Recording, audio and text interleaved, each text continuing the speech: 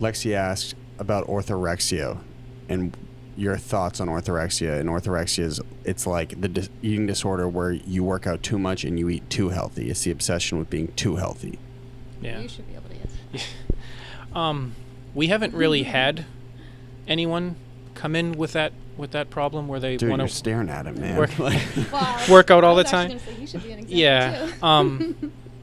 I mean, I guess the if I had to deal with that question from someone that came in, the best thing is you always want to preach to someone you can pretty much eat anything that you want within moderation. Like there isn't. Oh, come on, man. Yeah, you can. You don't have to go crazy and eat clean 5 meals a day, 7 days a week. It's actually borderline not healthy for your body. Like there are things that your body needs, like you need X amount of fats, you need saturated, you need some of that in your body, like in your body for it to function properly. And we just tell people, and that's the same thing with our meal plans. If you look at our meal plans, it's pretty much what people would eat on a day-to-day basis. It's just basically we're teaching people portion control. So it'd be the same thing. Like, and cut all the bullshit, too. Yeah, and let them understand that you don't have to eat that clean to be healthy. Like you need to have a quote-unquote like cheat day.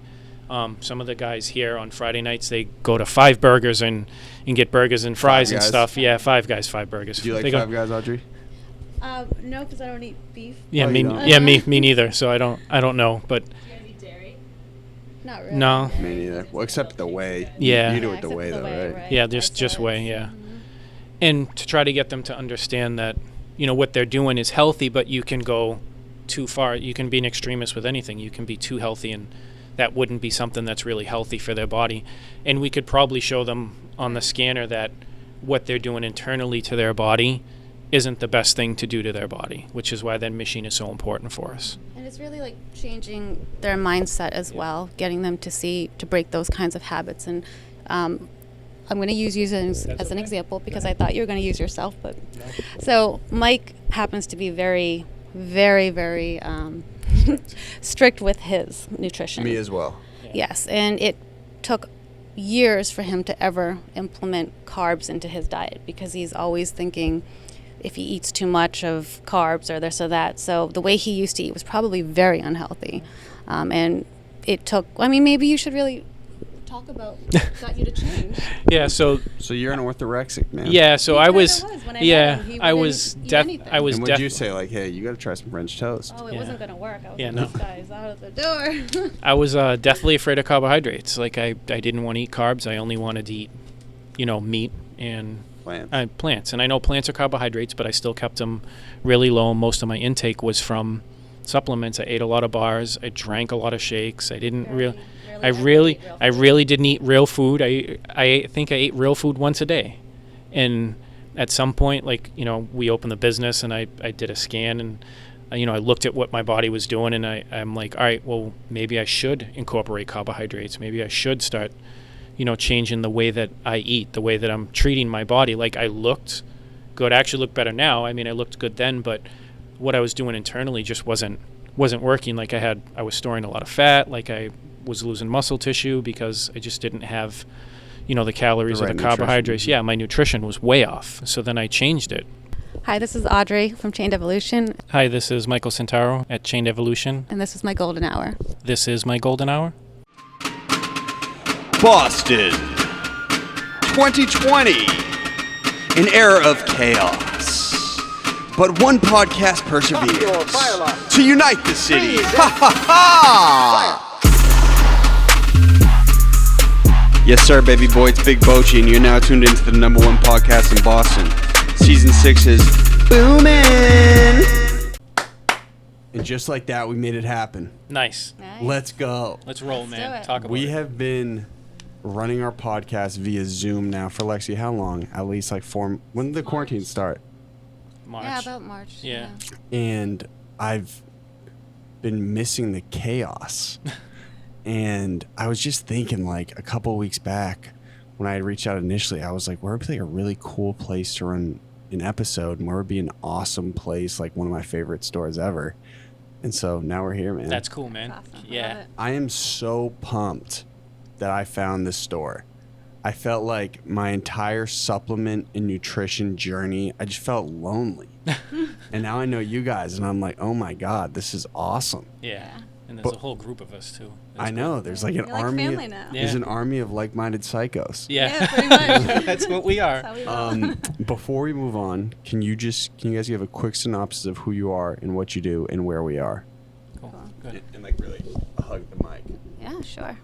So my name's Audrey Wong, and I am a co-founder and owner of CHANEDEVOLUTION. Did you want me to talk about the business? Yeah, for sure. Yeah. And who are you? So I'm Michael Centauro, and I'm the other co-founder and owner of CHANEDEVOLUTION. Yeah.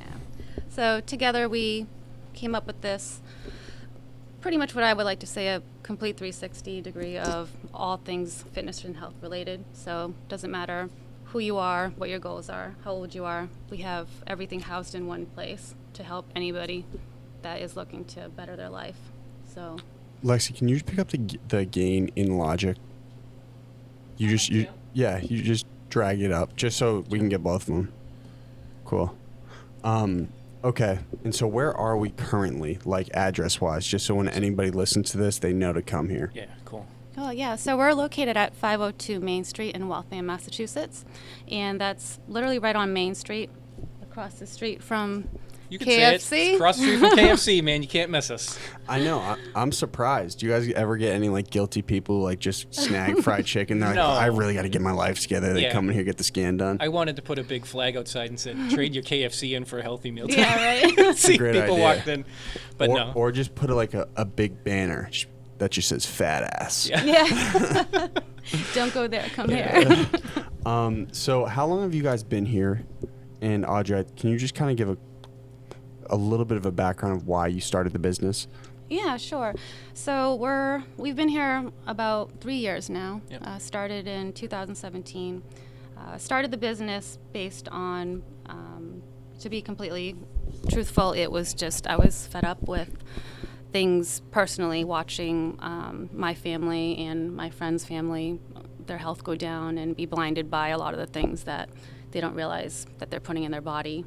A lot of the different programs that I would try to get my family put into, the wasted money, and just, it was just time for me to just, in a sense, take action and create something that would actually really help people and not just something that was temporary. Now, was it your dad who was sick? Yes, so I had to experience my father go through multiple heart attacks, and then when we finally lost him out of without knowing, like, it was really tough for me. But sure. Throughout that time, it was an ongoing battle, trying to help my sister, trying to help my father, and so I was very passionate about making sure that whatever we did was going to be very knowledge-based and that we helped people, and it wasn't something about making money, but it was really about helping share that knowledge and get people to know what they need to do to get healthy. And Now, growing up in your household, you said your sister was also kind of dealing with some health problems. Why didn't you kind of catch the bad habits? Like, why were you always the one that was kind of focused on nutrition and health? I think experiencing my father in third grade go through the heart attack was really hard for me. Scary. And yeah, it was really scary. And at that point, we grew up at McDonald's, Burger King, fast food, sodas, buying all that cheap, ramen noodles and things like that. But at the time, it was amazing, though, It right? sure was. Still is sometimes. I know.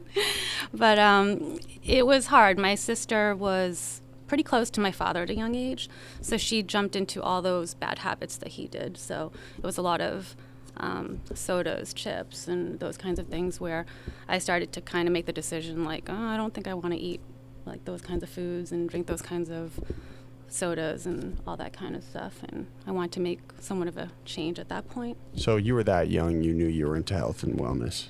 I did. Like, there was a lot of things and that I watched my parents, and I said, you know what, I'm going to do this differently.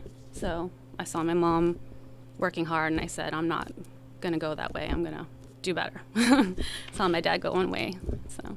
And was it just nutrition at the time you were kind of inspired by, or was it mostly fitness? Like, just because where we are, it's just such a it's an eclectic mix of both, and there aren't many places or retail stores that are like this. So I'm just wondering kind of where you get the holistic approach from.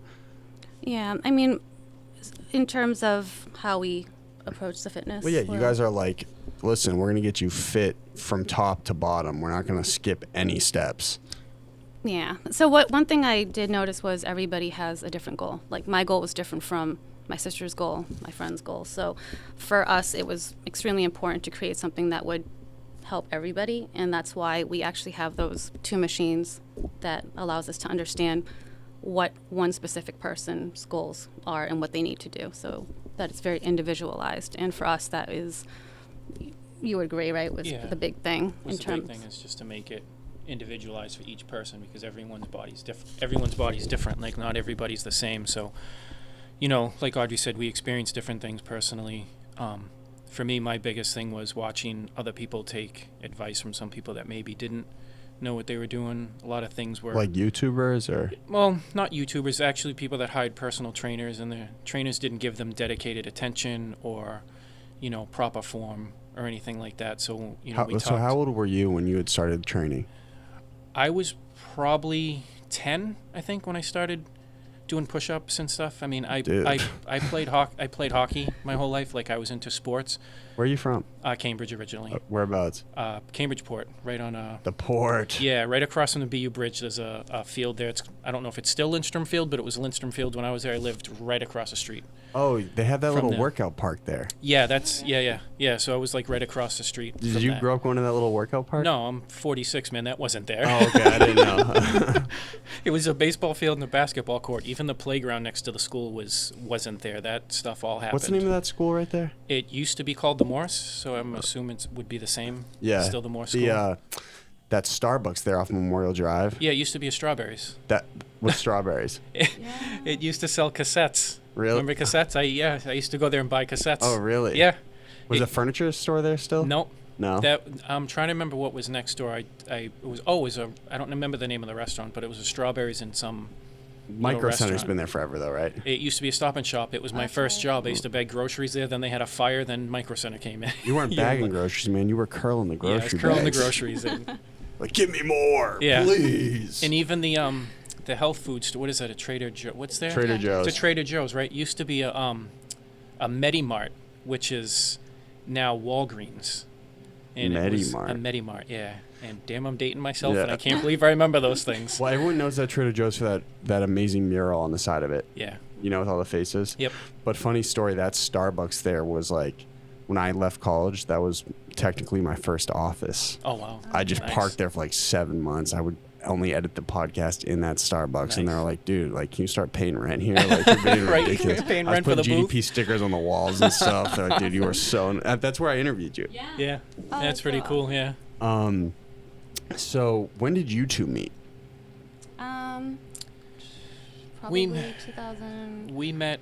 I was actually in high school. Yeah, he worked Audrey with my stepfather. Yeah, so I was a mechanic at the Shell station, which is still there. And she came in to do something, had Donnie, which is her stepdad, which is like one of my best friends, look at something on her car. And I wasn't dating anyone, so when she got on, I'm like, oh, hello. So I had asked him, he's like, no, you have to wait, she's only 17. So he made me wait like 3 years. But that's where we originally met. And then we were both single at one point. Sadly enough, I was laid off from work, so I couldn't call her. I didn't have a job, so I can't call a girl that I want to take out with no money and no job. Yeah. So I went and got a job, and then I wound up calling her, and she was dating someone. So we were friends for a while. Yeah, so I'll be honest, I had no clue you guys were dating. Yeah. I literally had no Well, we idea. ended up just, I think everything happens for a reason. Yeah. He introduced me to that next level of the fitness world. And because of that, we were able to kind of partner up, put our, same passions together to open up this place. And now we're good friends and partners, and it works. It just works that way. Yeah. Let's just do this. Let's just have you guys hold up the mic so you can pass it off. Okay. There you go. That'll be way easier. Yeah. Okay. Okay, just bringing it back to you real quick. So, you were going to be you, right? I was. Mm-hmm. And so, at what point were you like, all right, I want to try my hand at maybe opening my own business? Were you a personal trainer beforehand, or? No, so I actually was not a personal trainer. I didn't go to school. I actually hated school. So I didn't. That makes two of us, man. Yeah. So I think I went to school when I was in my 30s, I want to say. So that's when I finally went back to school to BU. And because of that experience, I remember we had to put together a business plan. And I was already in the process of always writing a plan of what I wanted for a business, just personally before I go to bed. So I was like, oh, this is great. My capstone project is a business plan. So what were you doing in your 20s? Working my butt off, like nonstop. Doing what? So I worked 3 jobs. I held dual careers throughout my life. So like in high school, I was working full time. And then... You've always been a hustler. I have. And so when I listened to your podcast, it was very inspiring to me. It makes me realize that as an entrepreneur, you're not alone. There's people that they miss out on their childhood, the fun, the clubs, all that stuff. And when you look back, you kind of reminisce and say, gosh, I wish that I didn't. But at the same time, you think of all the great things that happened and help you get to where you are. And you're like, well, you know what? It's worth it. And you're still, Do you have regrets now about opening a business? I don't. And the reason is because every single experience that I've had because of this business is what keeps me going.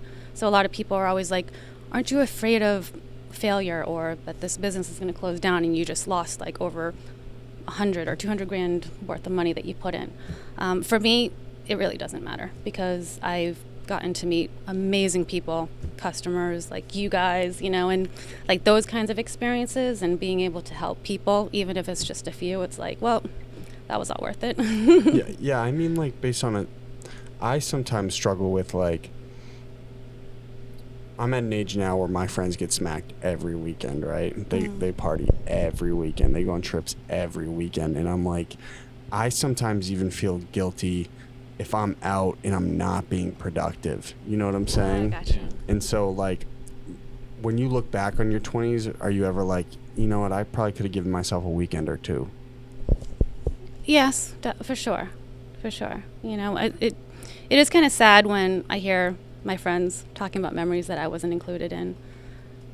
But at the same time, that's where I've also changed that part of my life now, where I make sure that I make that time. I don't want to miss. How do you guys balance? Like, how do you maintain balance between like business and the relationship? It's hard. Yeah. You know what I mean? Like, we're here, together all the time, and there's not a lot of times that we have, free time to spend with each other, so you just spend time here. There's really no downtime. When we're not here, we're thinking of something, to do for the business or a new plan or something to launch or something to do. It's pretty much all focused on this right now, and then you think 5-6 years when it's, sustainable and we don't have to, there's always going to be things to do, but when we kind of ease up on it, then you probably think about that's when you'd spend time together. We went into this knowing that it was going to be hard on our relationship because of the business. Like, this has to be your sole focus. Your relationship has to take a back seat. You guys have to take a back seat. You have to do what's right for the business. And that's the hardest thing. And I know a lot of people that go into businesses, in relationships with couples, and some of them break up and they never talk to each other again because they can't be around each other. It's tough to separate it. It is, and it's hard for us to separate it too. But you find something that works for you and you stay with it. And then you met Jack, my friend with the long hair, who was here. He looks like Aquaman. Oh yeah. So that's my best friend. But it's a very strenuous process because we want to build so big in the city. You know what I'm saying? We have these massive goals, and like, it's been tough for us to just totally separate work with our friendship. Yeah. I totally get it.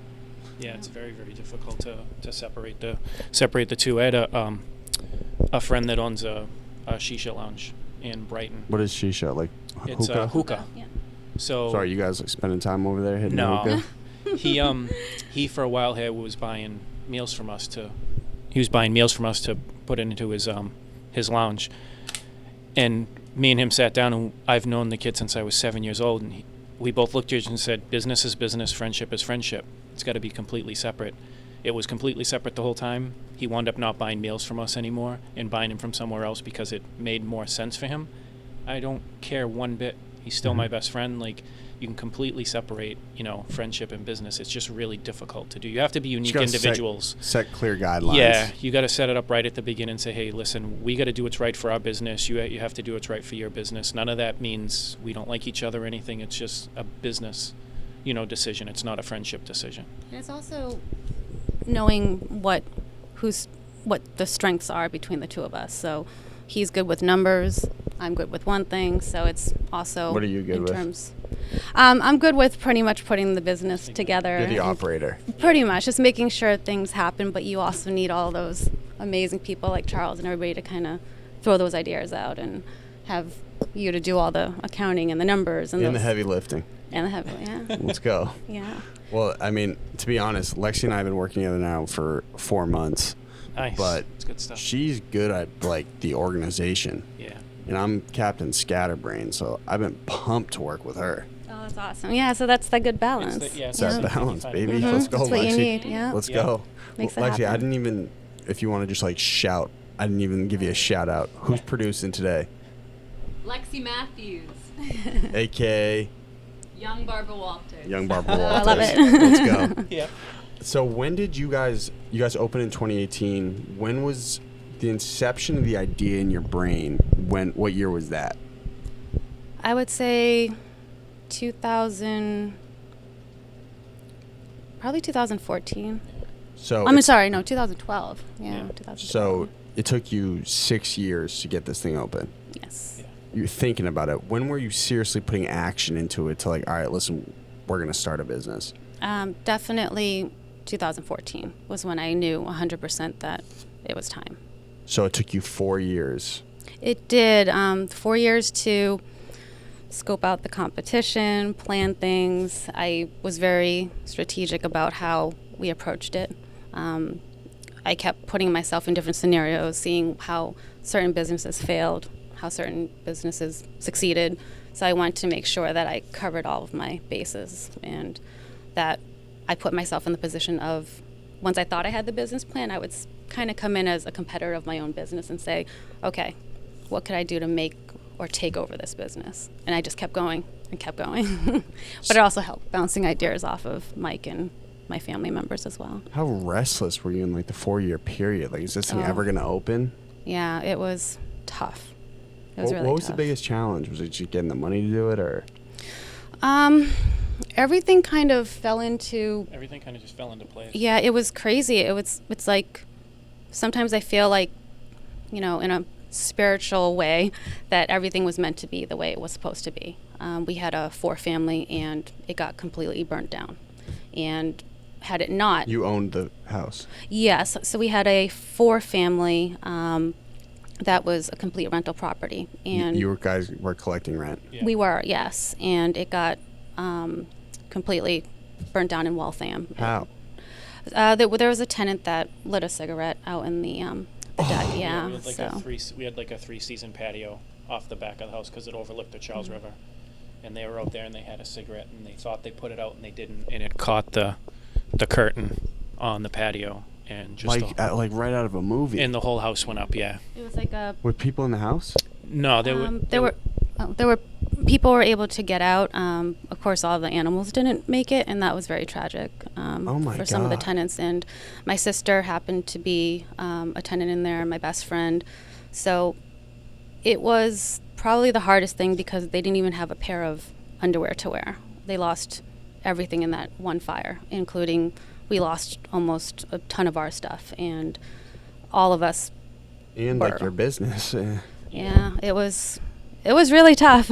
Wait, so what was that like? Where were you when you got the call that your house was burning down? I was at work. I was at work too, and I got the phone call, and I obviously came to my cell phone. I didn't recognize the phone number, so I didn't answer it. But then when I called back, listened to my voicemail, it was an officer from Waltham telling me that the house was on fire, and then I need to call them. So I called the number back, and I thought it was a joke. It was like a few days after April Fools, you know, like or before April Fools, and they're like, no, it's not. So I had to drive from Woburn all the way back to Waltham. And you saw your house in flames. I got there and I couldn't get down the street. It was a 4 or 5 alarm fire. There were 3 different fire departments there fighting it. So there was And we trucks thanked them all. everywhere. They did an amazing Yeah, job. Like, and none of them got hurt, which was the first and foremost thing we asked. Were any police officers injured? Were any of the firefighters injured? No one was injured. Everyone got out of the house. But it was really hard to watch something you worked for, your whole life to buy, like burn to the ground in front of your eyes. Oh, Kind of difficult. I can't even imagine. yeah. Oh my God. So, and when did you get the news?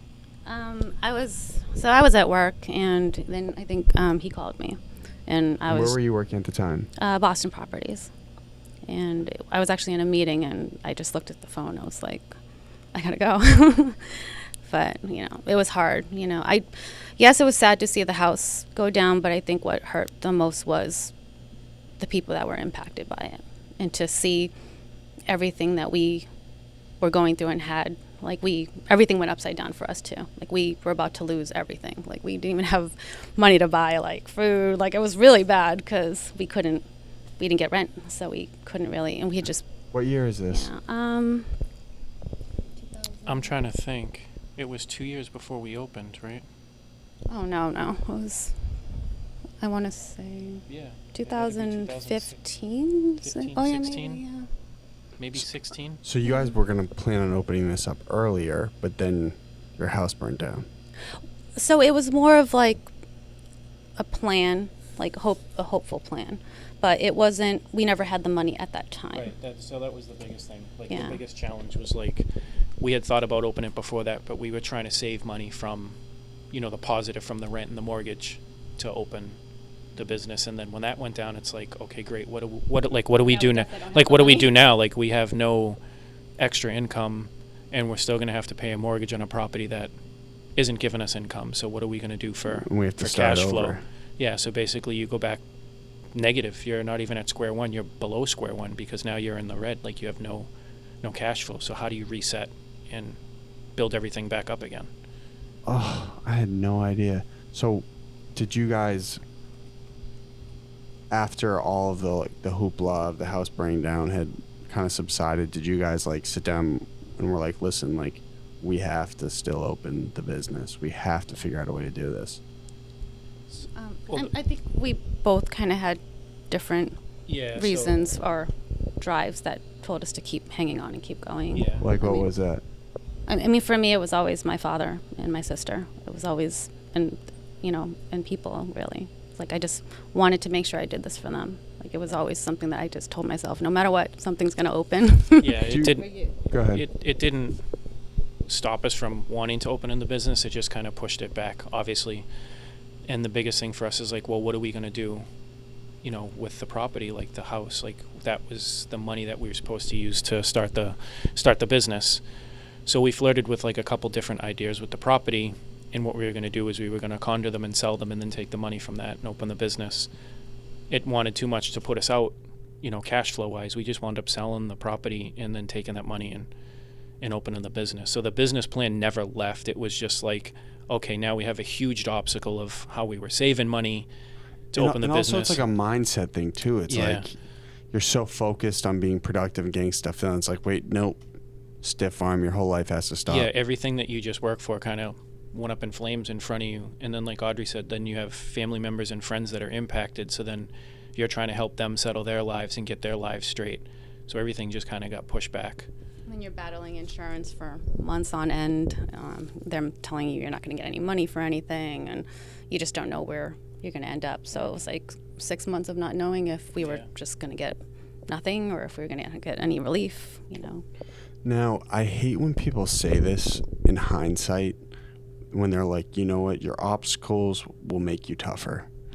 I hate when people say it because it's shut up, But in hindsight, are you guys all right, we already went through that, so we can easily open a business now? Yeah, go ahead. I think absolutely. I mean, for me, I had another thing I had to deal with. 2 days after the house burned down, my mother passed away. So I had to deal with the house and then losing my mother. And in hindsight, you can say stuff makes you tougher and makes you realize that you can do things 100% right. There was no way that we wouldn't be able to do this. with what we went through at that point with the house and then losing my mom. Are you guys believers in destiny? I am now. Me too. Yeah. I am. Like, in retrospect, like mentally, you guys are like kind of hardened at this point, right? You're like, all right, listen, we've kind of already weathered the storm. Like, this is just trivial, whatever we're dealing with on a day-to-day basis. Yeah. 100% agree. I I agree. think it's a business, but if something happens and it goes down, it's nothing that we can't handle haven't handled or any before. obstacles with the business or trying to get it to function and, coming up with new ideas. It isn't anything that we can't.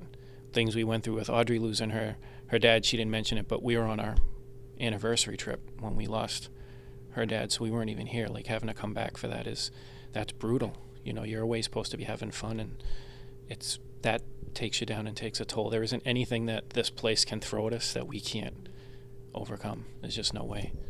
And I think when I think about it, it's not just us. It's everybody has to go through death and these experiences, but there's ways that you can prevent it. And I think after my father, it was like, you know what, like, you got to do something to help people realize, like, there's more.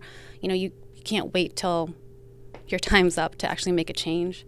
And that's kind of like, for me, it's like, do something. Everybody comes in here and they have, they want help and stuff, but it's like, you want to tell them, like, do you really want the help? Then bring it. Like, And do it. do it. Yeah. Like, don't do it for yourself, but also for your family. Like, if you have kids, like, what good are you if you're not healthy? And my father, he was deathly afraid of death. Like, he didn't want to die, never wanted to die, but at the same time, it was like, come on, Dad.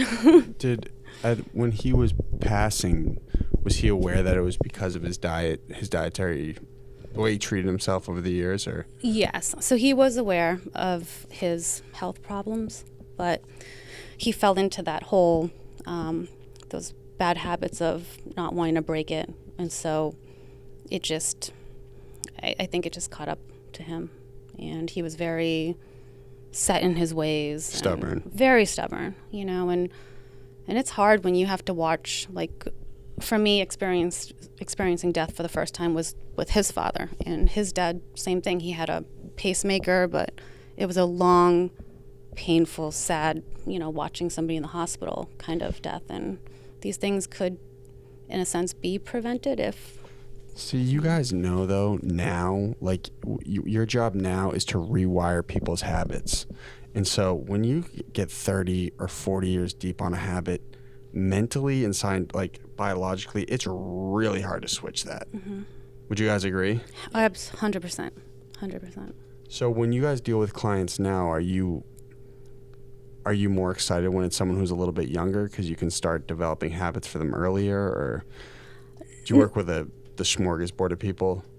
So not necessarily. I mean, we came up with more of we do it in a sense baby steps. Like, we make it realistic to their lifestyle. Let's just peel it back a little bit. Can you just explain the process of how Chained Evolution works from point A to point B? Because this is like the only place that you step on the scan and then we develop the plan. Yeah. Mm-hmm.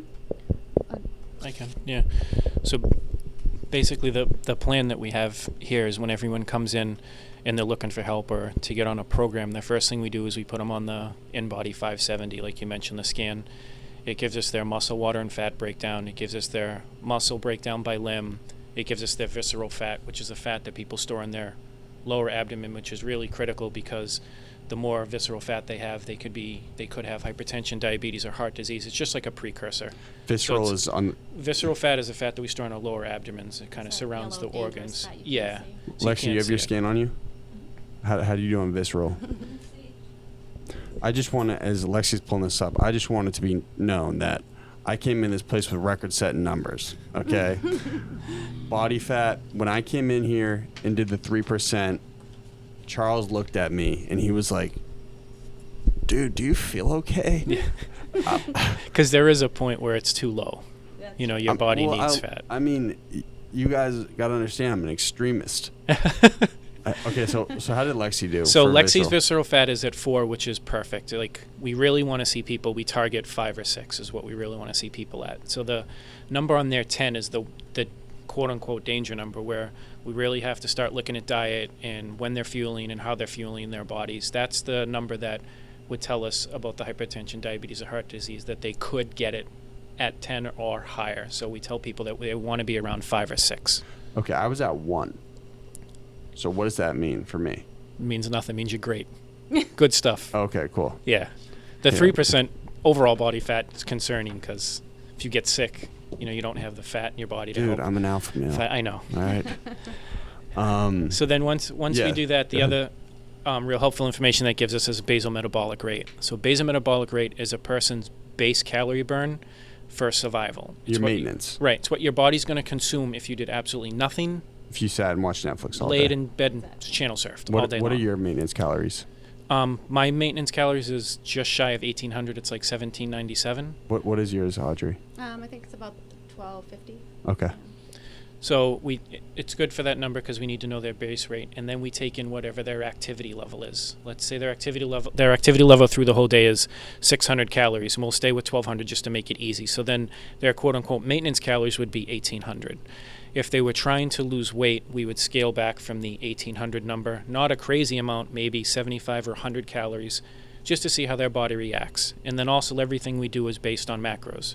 So we set up like protein intake, whether it, percentage-wise, whether it's like a 40, 30, 30, which would be 40% of your calories come from protein, 30% come from carbs, and 30% come from fat. What are you doing for macro split right now? My macros are 40, 30, 30. So I do 40 protein, 30 carbs, and 30 fat. See, I got to be honest with you. We have different body types. Yep. I'd technically be like an ectomorph, I believe, right? Yeah. I've been having trouble. I'm like, all right, I want to go really high protein and see how I can maintain my low body fat, see if it helps. I've been having a really hard time digesting all the protein. I'm trying to go like 45% protein. Yeah. How would you switch it up in my case, in my scenario? Should I go higher in carb or? Well, if you're trying to add muscle mass, you do want to increase, your protein intake, but you'd probably... There's been nights where I literally can't sleep. So the same thing on the other side of that is you probably have to increase your calories. So a lot of people don't get that. They're like, well, I want to put on muscle mass. I'm just going to pound protein and take away from carbohydrates. Two things: your body needs carbohydrates because it needs that to shuttle the proteins around, and it needs it for an immediate energy source. You don't want your body using muscle tissue for energy. So you'd probably start by increasing your calories and then still staying with a 40, 30, 30, but maybe eating 100 or so, 150 calories more than where you are now to add muscle mass. Well, my big problem right now is my meal window. It's so small. Yep. See, I got to be honest, when you were talking about like a 14-hour fast before, Yeah.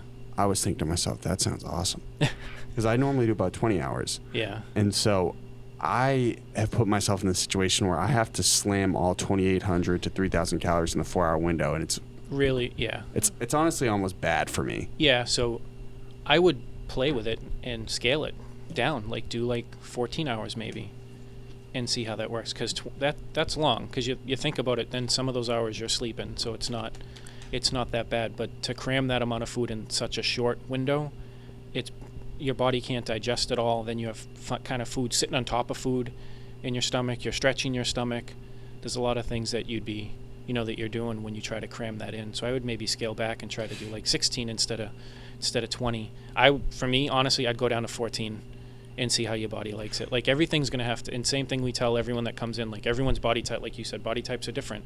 So we tell people like to experiment, like, okay, let's try to do 16. And then, they come in 2 weeks and do a scan and we see if their body likes it. And that's the biggest thing with the scan is the tool, is because it tells us how their body reacts. Most people don't have that. They just get on a scale and look at weight, and you can't do anything with just looking at weight. Now, Audrey, do you ever fast? Yes, so I've done intermittent fasting, and it helps, but I'm not a fan of it. Why, you like eating, or? So breakfast is my favorite meal of the day. Yeah. So the minute I wake up, I'm ready to just scarf down a ton of food. What was breakfast today for you? I was bad because it's Sunday. Yeah. So I had 3 French toast, scrambled eggs, and black iced coffee. So now, it wasn't too bad. Do you track calories? I haven't recently, but I'm gonna start going back to trying to follow my macros again. I at this point in my life, I have a pretty good idea of what works for my body and what doesn't. I don't want to be too crazy and track every little thing. I just don't have time for that. But I do, if say I do oversleep because I didn't get much sleep, then I will do an intermittent fasting that day. So let's say tomorrow. Punish yourself a little bit. Yes. Or if I know I have a lot of meetings, then I just won't. I'll just go and do a 14-hour fast. So if I haven't eaten, I woke up at 6 in the morning and it's now almost 11 a.m. I'll just keep on going. Mm-hmm. But I know black coffee to blunt the appetite. Exactly, and just black coffee. I know a lot of people break their fast and they don't realize they do. So I try to just keep it green tea or black coffee, and that's it. Now, have you guys ever heard of using apple cider vinegar to help digestion? Because I saw you had some products over here that I was taking a look at. Mm-hmm. Can you guys give a kind of a quick little synopsis on how that works? Yeah, apple cider vinegar is really good. I think everybody should take that. That helps with your entire body. For digestion... What do you mean take it? Like you drink it? Or? Yeah, so you just take like a tablespoon. Yeah, I know. Some people actually mix it with water or try to get it a little bit less, or even in juice or something. It's a good thing to take. I would say for digestion, a lot of us are taking that super green. Yeah, so there's a big trend right now with greens. Like have you ever heard of BPN, Bear Performance Nutrition? It's this guy out of Texas, but he has this product called like super greens, literally. What are these green supplements that everyone takes? So depending on which one it is, they all have.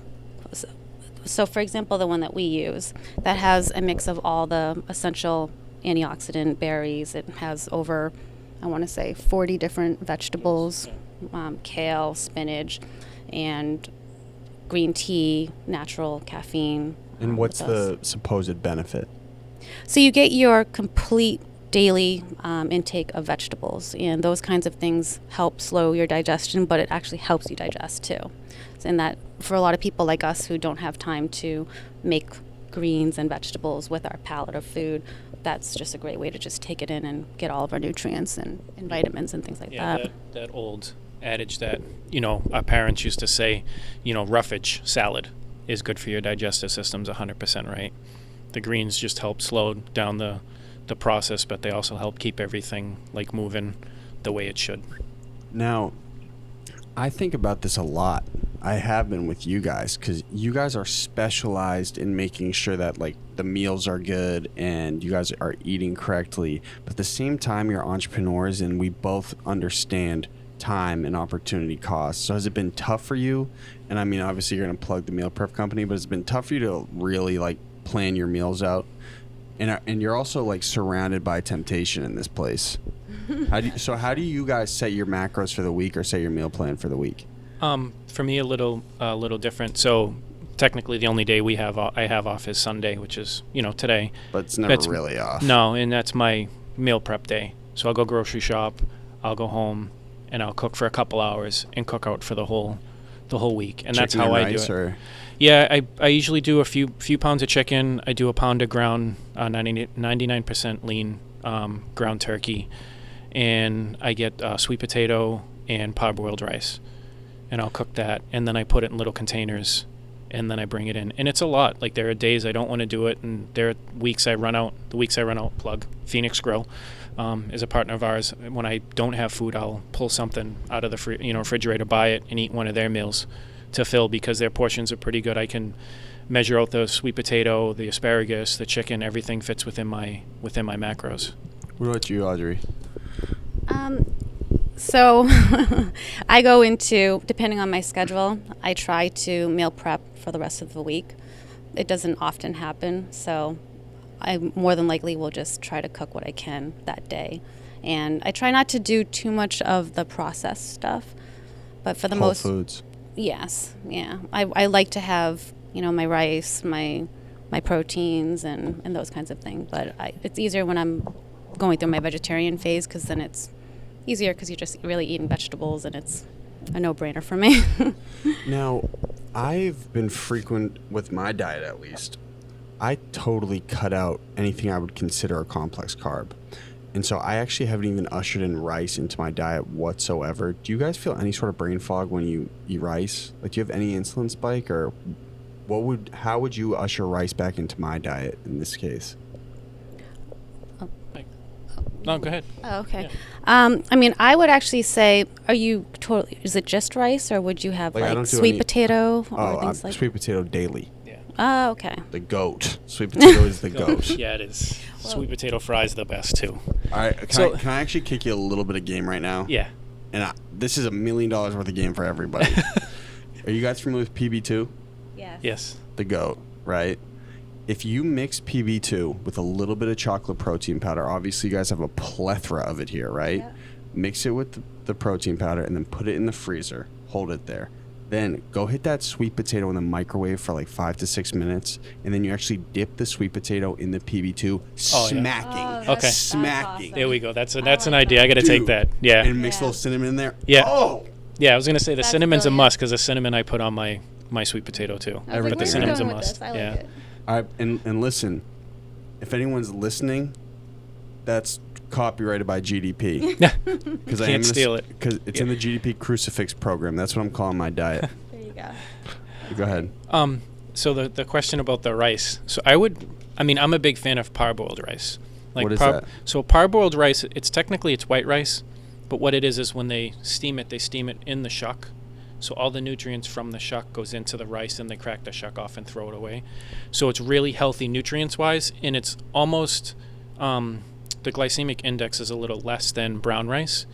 So the insulin, what you talked about, so it's going to be really low. Brown rice would be really low, but it's a little bit higher glycemic index than parboiled rice, but it's still really healthy. It's not going to give you like a big rush, and the brown rice is a little less in nutrients than the parboiled rice. But the parboiled rice has got a weird flavor to it. I actually kind of like it. And we use it for the Yeah, and Phoenix uses it in all their meals, so that's where I was turned on to it, was their meals, and then I went out and bought my own.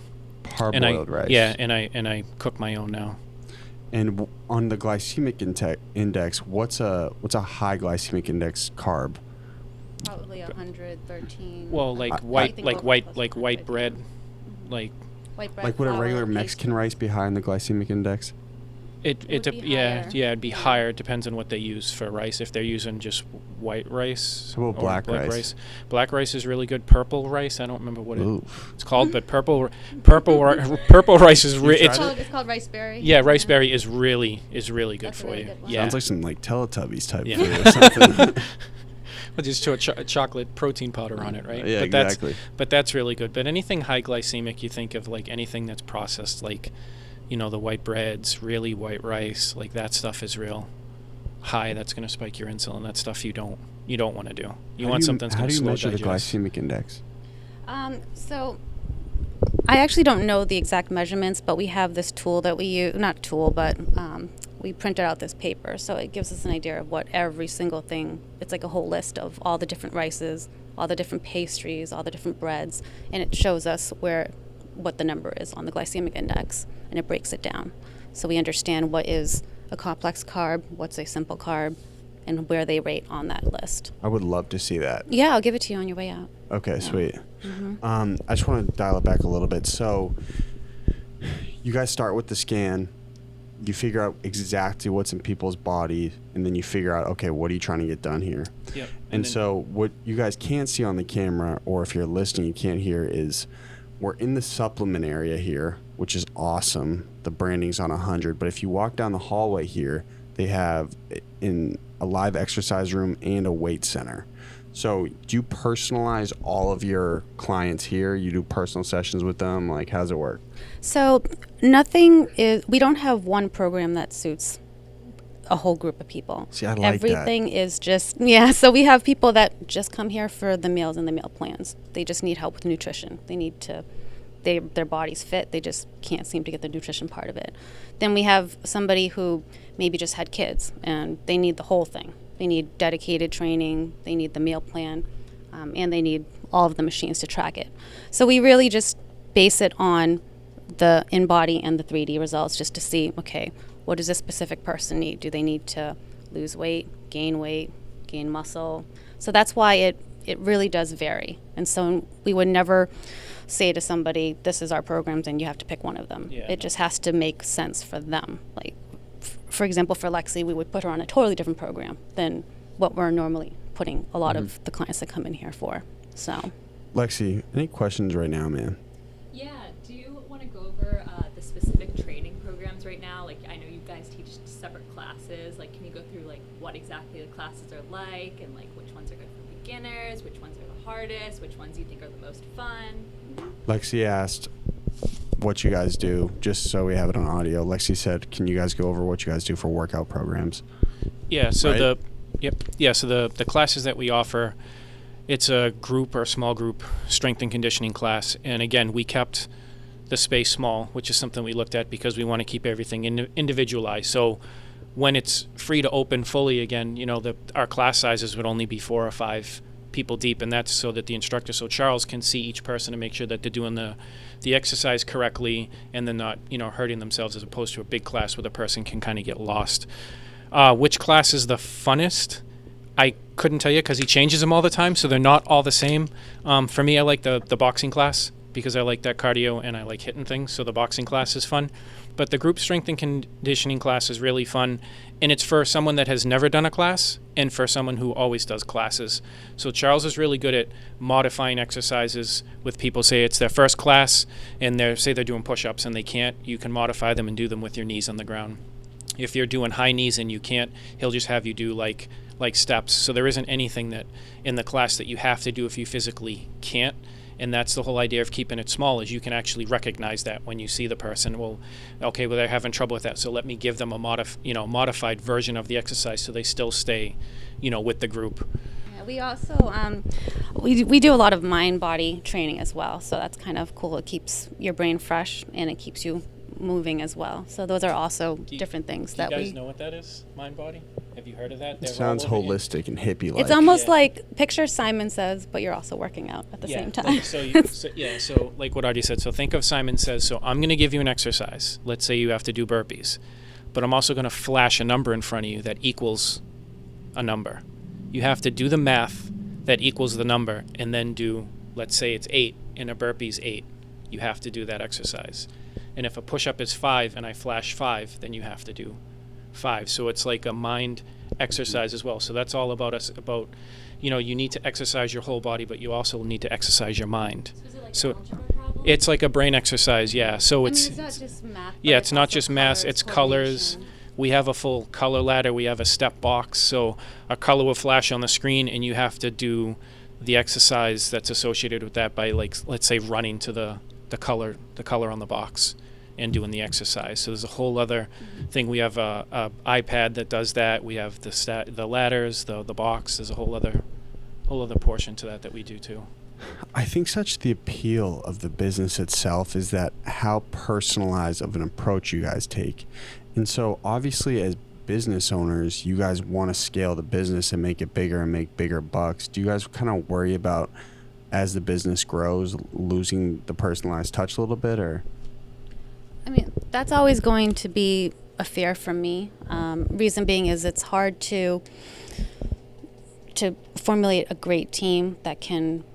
You have to make sure they believe in what you do and that you can pass on that passion and that drive. And so as we grow, I want to make sure that we always have the right team to continue to grow and represent us the right way. We'll never be about selling and throwing people in contracts and making money. Like, our thing will always be, you come here, you learn, you get fit, and you take what you learned here and you go at it, and don't stop. Well, not to pin you here, but this was like something that when we were doing some research, we wanted to just discuss. Like, you're so focused on holistic training, but some of these supplements can fuck your day up.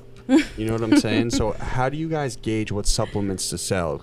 Like Bucked Up, for instance, like I'd probably have a seizure if I took that. So a lot of the supplements, so Bucked Up, we can talk about the pre-gyms first.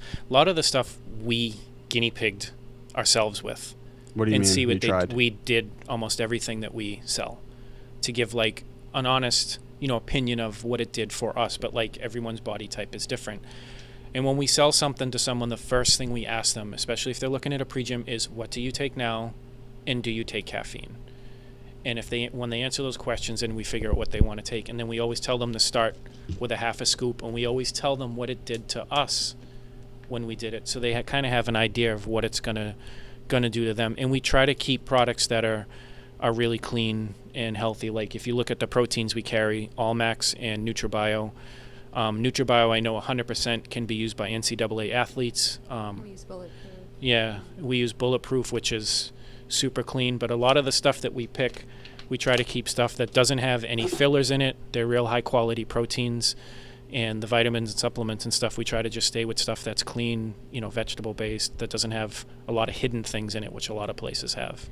And How do you vet that, though? Oh. How do you vet that it doesn't have anything hidden in it? Because you look at one of these labels and it's literally like a science problem. Yeah, a lot of the labels will do mixes, so they still tell you what's in it. They just don't tell you the amount that's in it. And we have a few of those products. They're good products, but you just don't know. Again, NutriBio's full disclosure label, so everything that's in it is going to be on the label. And we try to read them as carefully as possible. Like, people come in here all the time, want us to sell their product. First thing Audrey says is send us samples. We have to sample it first and look at it.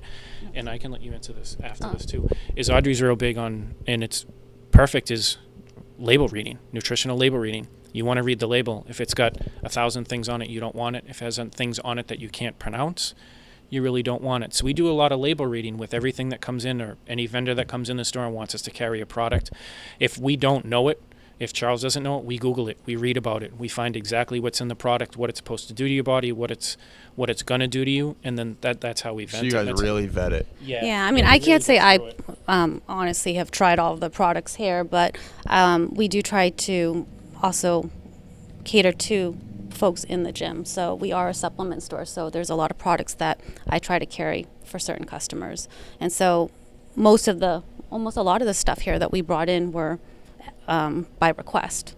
And so we, to be completely truthful, we just try to maintain that market of a supplement store. So I was going to say, I mean, like C4 obviously isn't the best thing of all time for you. You know what I'm saying? Mm-hmm. But people love taking it. Right. So it's like you got to teeter that line between being like totally holistic, but at the same time being a capitalist. Exactly. Like we would never, at least, our big thing is if somebody came in here, we would never tell them, hey, you should get some pre-workout. Like it would not be something we would try to sell somebody. If they came in and we're like, what are you looking for? Well, some protein. All right, well. But would you bring it up to them and be like, listen, you're going to take this, might not be the best thing for you? Yeah, I mean, I'm not shitting on supplements either, because right. I kind of want to, after this, mess around with some stuff maybe. But you guys have anything in here that makes you feel like you have scarab beetles coming through your skin? Oh gosh, yeah, beta Allen. The metamorphosis over there. Say less. Yeah. Let's do it.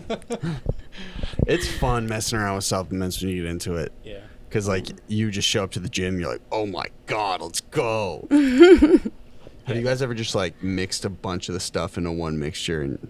Oh my gosh, let's maybe do that. Charles. Yeah, no, I'm afraid to do that. That's what we'll do for our next podcast. Yes. And then do the podcast after we drink it. Exactly. Yeah. Oh my gosh. No, we'll just get us live in the gym, and then we'll show up here and just be punching each other in the face. That'd be pretty great. So what do you guys take right now?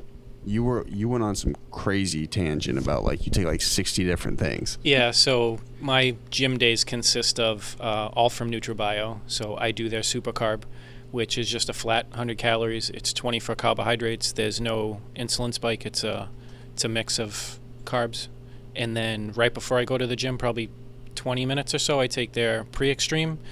During the workout, I drink their Intrablast. Which is what a BCAA supplement? Yeah, it's a BCAA supplement, so it's got some vitamins in it, some vitamin, I think it's B6, and it's got some energy support in it, so it keeps me going through the workout. Yeah, can you give a quick synopsis of what a BCAA supplement is for anyone who doesn't know that's listening? Sure. BCAA is a branched chain amino acid, and basically what that does for your body is it stimulates lean muscle repair, muscle growth. It helps combat fatigue and muscle breakdown. So that's why it's, in my opinion, I think it's a good thing to take when you're exercising, depending on your workout. If your workouts are really strenuous, you want to take that to help, combat some of the muscle breakdown. Because really, when you exercise, all you're doing is breaking and tearing muscle tissue. And you want to try to combat that as much as you can. With the BCAA, your body's going to start that healing process and repair process actually while you're working out.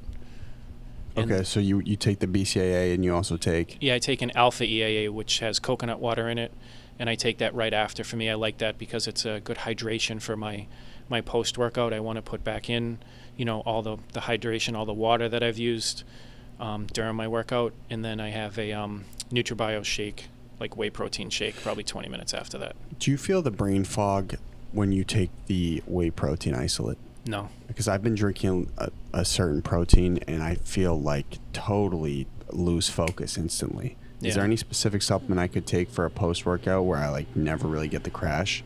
Because there's a huge insulin spike with whey protein. Well, it depends on which one you're taking, and it could be Is it what an you're isolate? if I think I think it has isolate and concentrate in it. yeah. So This if might be better with just yeah, you want to just do just an isolate. The difference between an isolate and then just like say like a whey or casein is a casein and a whey is casein's real time release, like 8 hours. You really want to take that before you go to bed. A whey is just a slower breakdown, so that might be the brain fog is because you're trying to put back in carbohydrates or glycogen and your body's not getting it from that, so you're starting to get brain fog. And then an isolate is almost like an immediate absorption right into your body. It's just broken down as soon as your body gets it. And that's why when people ask us about taking like something right after the gym, we always want them to take like an isolate. We want everyone to eat food. We tell them they can do that after, but really like optimal is within a 30-minute window is have like an isolate.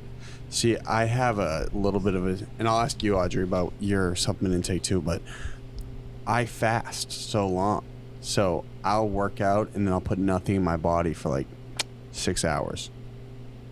After? Yes, sir. So that's like today, like I hit 75 minutes of cardio and I hit 20 minutes in the sauna. Yeah. And I'll eat in an hour. Yeah. Yeah, so you're I'm an alpha male. Yeah. Get over this. So part of that too is your fat. I'm adapted to it though. Somewhat. Yeah, your body fat is so low, but really your body needs fat too, and that helps with brain fog. Mm-hmm. Like that's the big thing. I'll let Audrey talk about Bulletproof and how that helps with brain fog because that's what their MCT oil does. Yeah, go ahead. I was just trying to get you to put the mic. I know I won't hold. I'm sorry, people. I'm not used to holding a microphone because I'm not holding it close to my mouth. I apologize. No, All right, we talk about- can you just hold the adjust the bullet levels in post, Yeah. right? No. Real quick, Audrey, I think this would probably be your specialty. If someone wants to be like, have their brain most optimal all day long, what supplements would you give to them? Do you do nootropics? And can you explain what nootropics are?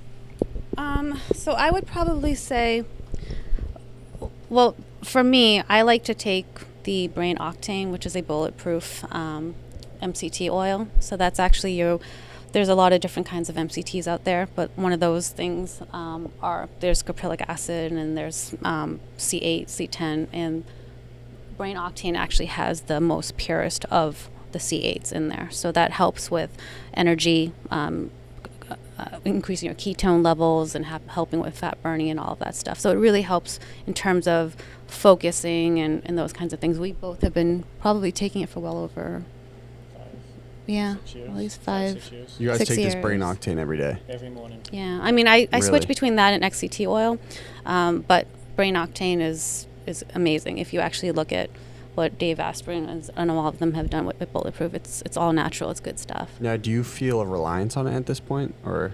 No, I mean, I just do it for the health benefits in my eyes. But yeah. like, if you don't take it, can you still focus? Okay. Yeah, Yeah. I've been okay. Like if I miss it, like if I run out and forget I don't have it at the house and I have to wait till I get here. I did that this week. I was fine. Like I woke up and I was still functioning. I was, it's not like I become dependent on it. It's just a real good health benefit to take. Sweet. Hey, Lexi, do you have any questions, ma'am? Yeah, I wanted to ask something we were talking about in research is the idea of orthorexia, if you guys are familiar with that. Orthorexia is basically an eating disorder that stems from the very skewed self-image of yourself that makes you want to work out all the time and not eat anything. So it's a form of an eating disorder. Yeah. I wanted to know I if see. you guys run into that at all while you're training people and how you would go about kind of helping someone get through that. Real quick, just so we have it on audio. Lexi asked about orthorexia and your thoughts on orthorexia. And orthorexia is, it's like the eating disorder where you work out too much and you eat too healthy. It's the obsession with being too healthy. Yeah. You should be able to answer. We haven't really had anyone come in with that with that problem where they Dude, want you're to staring at it, man. work- Like, work out all I the was time? actually gonna say he should be an example Yeah. too. I mean, I guess the if I had to deal with that question from someone that came in, the best thing is you always want to preach to someone you can pretty much eat anything that you want within moderation. Like there isn't. oh, come on, man. Yeah, you can. You don't have to go crazy and eat clean 5 meals a day, 7 days a week. It's actually borderline not healthy for your body. Like there are things that your body needs, like you need X amount of fats, you need saturated, you need some of that in your body, in your body for it to function properly. And we just tell people, and that's the same thing with our meal plans. If you look at our meal plans, it's pretty much what people would eat on a day-to-day basis. It's just basically we're teaching people portion control. So it'd be the same thing, like And cut all the bullshit, too. yeah, and let them let them understand that you don't have to eat that clean to be healthy. Like you need to have a quote unquote like cheat day. Some of the guys here on Friday nights, they go to Five Burgers and get burgers and fries and Guys? stuff. Yeah, Five Guys, Five Burgers. Do you like They go- Five Guys, Audrey? No, because I don't eat beef. Yeah, Oh, me, you don't? yeah, me neither. So I don't know, but Do you guys eat dairy? Not really. no, Me neither. Well, except the whey. Yeah. You do it except the for way, though, right? yeah, just way, yeah. And to try to get them to understand that what they're doing is healthy, but you can go too far. You can be an extremist with anything. You can be too healthy, and that wouldn't be something that's really healthy for their body. And we could probably show them on the scanner that what they're doing internally to their body isn't the best thing to do to their body, which is why that machine is so important for us. And it's really like changing their mindset as well, getting them to break those kinds of habits. And I'm going to use you as an okay. example because I thought you were going to use yourself. But so Mike happens to be very, very, very strict with his nutrition. Me as well. Yes, and it took years for him to ever implement carbs into his diet because he's always thinking if he eats too much of carbs or this or that. So the way he used to eat was probably very unhealthy. And it took, maybe you should really talk about what got you to change. Yeah, so So you're an orthorexic, man. yeah, so He I kinda was, was when I met yeah, him. He I wouldn't was eat def anything. I was And def would you say, like, hey, you got to try some French toast? Oh, it Yeah. wasn't going to work. I was Yeah, like, no. this guy's out of the door. I was deathly afraid of carbohydrates. Like I didn't want to eat carbs. I only wanted to eat, meat and Plants. plants. And I know plants are carbohydrates, but I still kept them really low. Most of my intake was from supplements. I ate a lot of bars. I drank a lot of shakes. I didn't really. I really didn't eat real food. I think I ate real food once a day, and at some point, we opened the business and I did a scan and I looked at what my body was doing and I'm like, all right, well maybe I should incorporate carbohydrates. Maybe I should start, changing the way that I eat, the way that I'm treating my body. Like I looked good. I actually look better now. I mean, I looked good then, but what I was doing internally just wasn't working. Like I was storing a lot of fat. Like I was losing muscle tissue because I just didn't have, the calories The or right the carbohydrates. nutrition. Yeah, my nutrition was way off. So then I changed it. And sometimes you need like Charles and Yeah. kind of mention that to you, right? Yeah, and again, Charles was great. I would pick his brain. We had another employee here, Joe. I used to pick his brain all the time too, and stuff that I wanted to do. This is what these guys do for a living. I'm not a nutrition person. That's them, and I would always run stuff by them and get ideas. And it made me change the way that I ate. My workouts are still the same, but I look better now. My inside, my body, my fat, my muscle, I'm probably 10 times healthier now than I was before, and I was eating completely wrong before, and I would When take you, no off look at days. carbs now, or are you still like, you're the devil? No, I want them now. I'm like, hey man, I gotta have carbs. Very- Yeah, where's my rice? Where's my potatoes? Like I have healthy wraps. Like I have wraps. I eat all that stuff. I look for them now. Yeah. What do you think caused the fear of carbohydrates initially? Was there like a catalyst incident or anything? No, I just didn't want to get fat, and I always associated Real quick, carbohydrates. Lexi just asked what caused the fear of carbs. Getting fat, like losing my six-pack, losing my abs. Like I was deathly afraid of carbohydrates. I always associated carbohydrates with gaining weight, and it's completely wrong. And I know there are a lot of people that still think that, and they're afraid of carbohydrates. The hell, they come in here. I've talked to keto. people. Yeah, I've talked to people about it. I'm like, you actually want carbohydrates in your body. It helps shuttle proteins around. You need it for your body to function correctly, and you need it for an energy source. Like you don't want, your body to eat muscle tissue for energy. Like muscle takes more calories, more oxygen, more blood to sustain than fat does. So if you're really active and you're exercising and you're not having carbohydrates, your body's going to eat muscle tissue and store fat. Like that's just the way it works. Okay. I just want to reel it back to Audrey real quick. And then Lexi will open up for questions from Brendan and Slugs, whatever. So if you and I are in some boss talk, right? Mm-hmm. In like 5-10 years, right? Where would you like Chained Evolution to be at? Like, what's the vision? Where do you want to take it? I would love to take it nationally, hopefully globally. I want what we do to be available to everyone, like in all the states around the country. I see, I'm half Thai, so when I go to Thailand, I see it's very sugar based. So and the supplements that they sell out there or that they take is just not Garbage. good, very huge garbage. So it would be great to be able to help other countries and states who rely on fried food and heavy oil, those kinds of things, and actually have a place like this where we can, in a sense, expose all of those marketing schemes and let people know, like, this is real food and don't fall into this. You know, it's all about marketing, showing people how to read the back of the label, letting them know that when it says on a, you know, little mini muffins made with real blueberries, that only one blueberry needs to be on that muffin to actually say made with real blueberries, you know. So little things like that, just, you know, would love to just take it all the way if I could. What about opening up another spot in Boston? Is that on your radar at all, or? Yeah. I mean, that's the plan. Is that try to. like, is that a short-term goal for you guys? I understand that COVID probably messed some stuff up for you, but.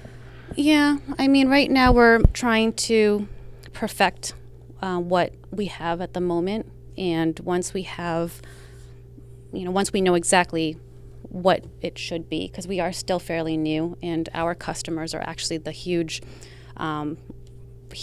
reason of us knowing what works and what doesn't work. And once we actually know, probably I would say another year, what we should keep and what we should remove, that will allow us to really open up another business and keep on going from there. You guys Maybe are patient Boston. as hell, man. I can't even think about what a year from now looks like for me. Lexi, What are your guys' thoughts on veganism? whose question is that? That would be Riley's. Riley said thoughts on veganism. So, vegan, for me, I think it's beneficial. I'm almost always vegetarian. But at the same time, I do that every 6 months, and then I only eat seafood and fish. Vegan is very hard to do. It's great for people who are able to do it. I support it. If you were to ask the guys, they wouldn't support it because they feel that real meat and seafood and fish and stuff like that you do need in your body to gain muscle. I disagree on that because when I competed in a show, I did that completely vegetarian. I did drink protein shakes, but that was really the only sheet that I did. But I didn't have any kind of meats, fish, or anything, and I think I was in the best shape of my life. So for people who think that you can't gain muscle and make it through as a vegan, I disagree. But if you were to ask Charles, did you see the Game Changers? I did. Yeah, and that was a great documentary. It was great. Yeah, and You were pissed about it. No, him and Charles, they're different. Yes, it's not that I was pissed about it, but it's almost like every documentary that's out there on nutrition or food. You're only going to take bits and pieces of it away from it. None of that stuff is 100% true. You know, about the fat in the blood after they gave the guys the meat. Well, what kind of cut of meat did they give them? They didn't tell them. Yeah. If they give them a high fat meat, of course they're going to have a high fat in their blood count. But it still is really good. It was a lot of good information in it. Like, don't take anything away from it. But it's just every documentary's, whoever makes it, they're going to push it to their side as opposed to the other side. So you always have to take bits and pieces from everything and kind of come up with your own, opinion of it. And for veganism, for me, like I did it for 6 months. I went vegetarian for 6 months. You were so bored. I'll be honest. Like, I felt in the best shape, physical shape. I felt lighter in my entire life. Like, my belly felt completely different. but I lost muscle tissue. And you were pissed. Yeah, and it's because it's really difficult to build muscle tissue on vegan or vegetarian, because plant-based protein's very different than whey isolate or Do you guys protein carry from meat. a plant-based here? Do you carry We do. protein or Yep, coconut we do. protein? Yep, we do. But it's still really good, and if it works for them, like, it's great. It's very good to do that way because your body's going to be really clean. It's just very difficult to build muscle tissue that way. So it depends on their goal. If they're just, if they're a runner or they want to do stuff out exercising, vegans have a tendency, they have to eat a lot of carbohydrates because they need that for energy source. So running and stuff like that's great. It's if you're trying to be a bodybuilder, like physical size, I don't think it would work. Next. Brendan wants to know, you're training someone really advanced and you notice they're taking steroids. How do you navigate that as a personal trainer? You guys had anyone? Lexi asked, a client comes in that's taking roids openly. What are you guys doing in that situation? These are other producers, by the way. No, that's okay. It's we would advise them that they probably don't need it. Your body creates testosterone, and you don't really need to take it. Even at an older age, you get that stuff from food. Your diet, you can supplement it with that stuff instead of taking, steroids. To each their own, really. I mean, it's something that we frown upon. Like, we wouldn't tell someone to do it. Like, I've never done it. Like, Charles has never done it. It's just, we would just advise them it's not the best thing for their body and explain to them how it's breaking their body down, how it's making organs grow sizes too big, and what the long-term problem would be with if they continued to take it. And then it's up to them. Like, again, it's their body. We can tell them, hey, it's not good for X reason, or it's good for X reason. Whether they decide to take that advice and use it is completely up to them. What about you, Audrey? I would say the same thing. I would try to come up with I think a lot of people need to see to believe, and we would have to show them different exercises and examples of that. They don't need that steroids to continue to maintain or get to where they are. It will be tough, but it's something that we don't want them to continue to do, but we're not going to push it and say, you can't train here if you need that kind of guidance. One final question, then we'll do sales mode and wrap it on up. Slugs wants to know, post-COVID, how do you think gyms and training will look? Post-COVID, how do gyms and training look? Pretty much probably the way it looks now. I don't think it's really going to skew too far from masks and constant cleaning. And personal training with us here, it's probably going to be the same thing. You're going to have to wear a mask. I think at some point they'll relax with the 6-foot rule, because it's really hard to train somebody to be 6 feet away. I mean, I can't have a client in here training and trying to push them to grow muscle and not be able to help them or spot them with the weight. Like, to be 6 feet away is going to be very difficult. So I think that'll change. The gym atmosphere, like at least what I've seen, the temperature taking, that at some point will probably subside. But I think the cleanliness and maybe the masks will stay. Online training programs will become a lot more popular. I think a lot of folks have found ways to work out at home, and so I think that's going to be a huge difference. Just like a lot of people will be working from home, I think a lot of people are going to start working out from home. Do you think the in-home training sessions are as valuable as going to like a studio or a fitness center? I do, but also it's going to depend on what you have available. You're not going to, you don't have a squat rack, so obviously you won't be able to squat as much as you would if you were to do it at home. So it will make at home too. You get so bored. Yeah, and it kind of like boils down to the individual too. Like, if they're a self-motivator, can they motivate themselves? Can they push themselves on their own?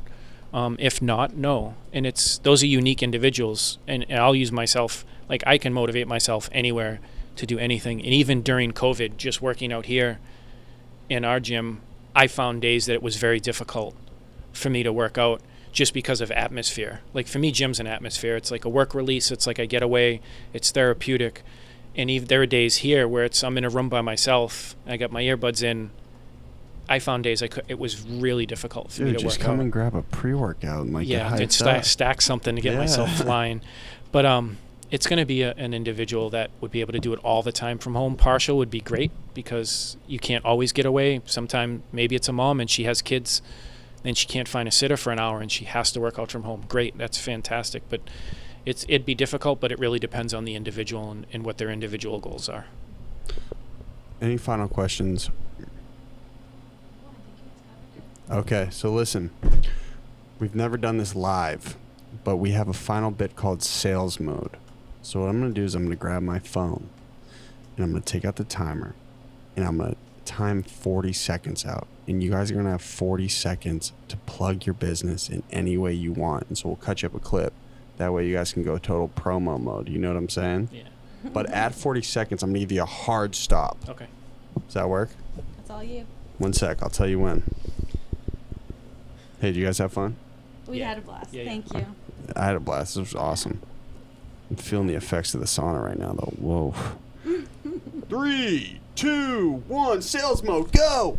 Chain Devolution, 502 Main Street, Waltham, Mass. Come in and see us. We're here for educational purposes. We do meal planning, nutritional guidance, in-body scans, personal training, one-on-one boxing classes, small group classes, and soon bar classes. We have supplements. We have all the vitamins you want, branched chain amino acids, pre-gyms. Biggest thing about Chain Devolution that makes us different is we're strictly an educational tool. We're huge with the community. We love for people to come in and talk to us, just bounce ideas off us. Companies we work with, Phoenix Grill, also Waltham, and Clean Eats is the meal programs that we use. Thank you very much. I'm waiting for the hard stop. I'll give you a quick plug, too. Listen, I've enjoyed my time every time I've been here. You guys are extremely nice and welcoming here. The customer service experience... Service experience. Is it customer service? Well, I'm losing it. You gotta eat, man. You gotta eat. I'm with you. That brain fog, baby. The customer service experience here is incredible. The aesthetic is really nice. And I feel like an alpha male every time as I walk in, as we've talked about. And I'm really interested to see what you guys have for samples after this, because the last samples you gave me were crazy. Do you guys have any baggies in the back? We do. Oh, yeah. Let's go. For you, we got it. We always got them. Yeah. Okay, cool. Lexi, thank you very much. Thank you. Thank you, Lexi. It's going to be a little longer to edit. Is that cool? Okay, cool. Listen, this is how we start and end the show. I mean, you've been listening to some episodes, you know, right? You got to say hi, your name, and pass it off. I'm Mike and Audrey from CHANEDEVOLUTION. And this is my golden hour. Directly after no break, hi, your names. And that was our golden hour. So it's this is and that's that was. And I'm not going to tell you again. Don't mess up. Hi, this is Audrey from Chain Devolution, and this is my golden hour. Hi, this is Michael Centauro. This is Chain Devolution, and this was my golden hour. Nope. Mike blew it. This is... That was. Hi, this is Michael Centauro, Chain Devolution. This is the golden hour. Oh, Mike. That was. This is my golden hour. My name. All right, let's run it back. Yeah. Okay. I'm glad we're editing this. Hi. We're not editing it. Hi. I can't listen. Yeah. Hi. I'm Mike from Chain Devolution. And this is my golden hour. Then you're going to take a break, right? Audrey already took her break. She's breaking right now. Hi, I'm Mike from Chain Devolution. And that was my golden hour. Because there's this is at the front, and that was in the second part. Hi, this is Michael Centauro at Chain Devolution. This is my golden hour. Hi, this is Michael Centauro, Chain Devolution. That was my golden hour. Dang, Audrey, you got to do your second part. Hi, this is Audrey, and I'm from Chain Devolution, and that was my golden hour. Well executed, family. Great work. Ready? You want to hit the camera? Bang. Hey, thank you guys so much, man. Thank you, man. That was This so was cool. great. Thank you very much. Awesome, man. Freeze and fire.